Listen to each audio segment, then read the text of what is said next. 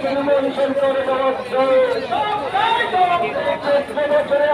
শিল্পের ভূমিকা কাটতে পারলে না কেন মমতা রাজ্যে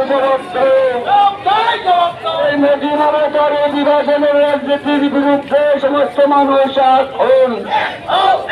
এই মোদী মমতার রাজনীতি বিভাজনের পরিবর্তে সমস্ত মানুষ এখন সমকাজে সমমজুরির দাবিতে ধান্না লড়ছে সমকাজে সমমজুরির দাবিতে ধান্না লড়ছে কৃষকের ফসলের সহায়ক মূল্যের দাবিতে ধান্না লড়ছে